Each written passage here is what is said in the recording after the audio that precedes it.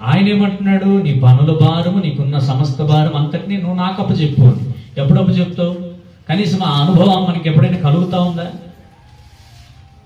నువ్వు సంపూర్ణంగా దేవునికి ఎప్పుడు అప్పచెప్తావో సంపూర్ణంగా తీరేది కూడా అప్పుడే నీకు అర్థమవుతుంది. నువ్వు అప్పనే చెప్పలేదనుకో ఎట్లా తీరుతుంది? అది తీరడం చాలా కష్టం, అవునా? ఇప్పుడు మనుషులకు అప్పచెప్తున్నావు, సరే. ఇప్పుడు నువ్వు ఊరికి వెళ్తున్నావు కదా, ఆ ఇంటిని అలాగ చూసుకొని మనుషులకు చెప్పి వెళ్తావు. నీకు తెలుసా ఆ మనిషి నమ్మకంగా ఇంటిని చూస్తాడని?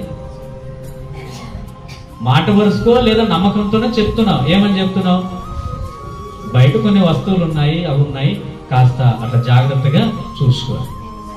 మనిషి నమ్మకమైనడో కాదో లేదో తెలియదు, కానీ ఆయనకైతే చెప్తా ఉన్నాం మనం, అయ్యా నా భారము, నా దుఃఖము, నా వేదన, నాకున్న సమస్యలు ఈ విధంగా ఉన్నాయి, అవి తీర్చగలిగిన శక్తి ఉన్నటువంటి ఆ దేవునికి మనం చెప్పట్లేదు.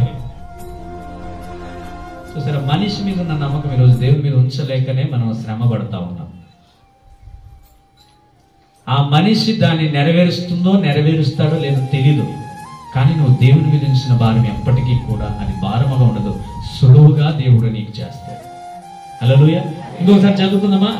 సామెతల గ్రంథం 16:3.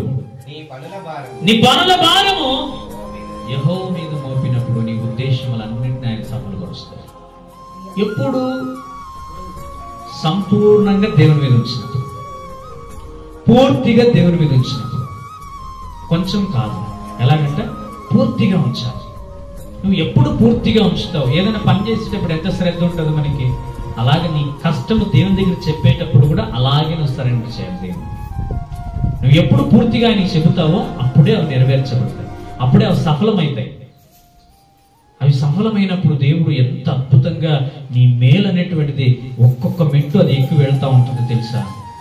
దాన్ని చూడి ఇంక సంతోషపడడం తప్ప ఇంకేమీ దుఃఖం ఉండదు మనకి. అక్కడ ఇంకొక మాట చదువుకుందాము. మొదటి పేతురు రాసినటువంటి పత్రిక 5వ అధ్యాయం 7వ వచనాన్ని ఒకసారి చదువుకుందాము. అక్కడ కూడా ఒక మంచి మాట రాయబడి, మొదటి పేతురు 5:7.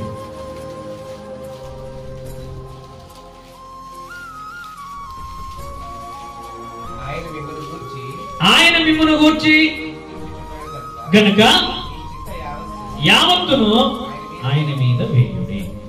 ఇంకా ఒక అద్భుతమైనటువంటి మాట చెప్తా ఉన్నాడు. ఇన్ని మాటలు విన్నా కూడా మనం ఏం చేస్తున్నామంటే భారాన్ని మోస్తాం, చింతనంతటినీ కూడా భరిస్తూనే ఉన్నాం.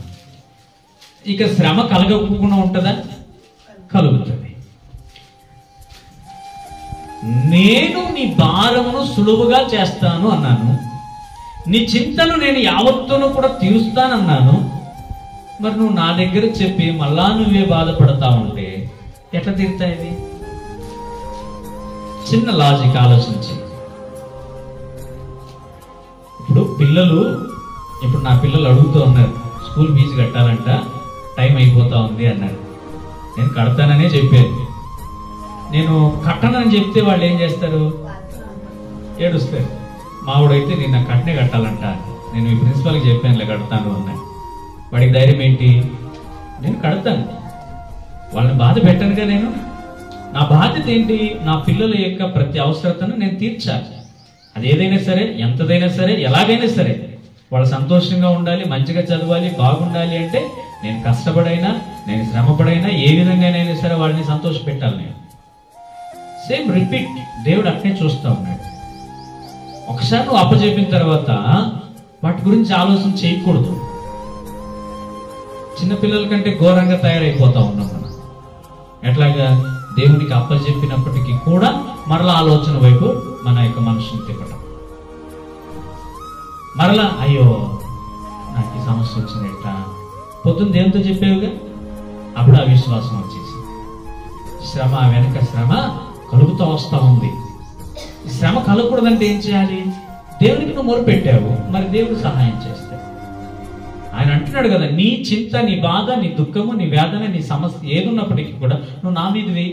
నేను చెప్పాను కదా ఆల్రెడీ, నువ్వు నా మీద వేస్తేనే కదా నేను తీర్చగలిగేది. నువ్వు నా మీద వేసినట్టుగా ఉండి మళ్ళీ నీకు ఇష్టం వచ్చినట్టుగా నువ్వు ఆలోచన ఎట్లా తీరుతుంది? అది ఎట్లా తీరుతుంది? తీరుద్దా? తీరదు. ఏం చేయాలి?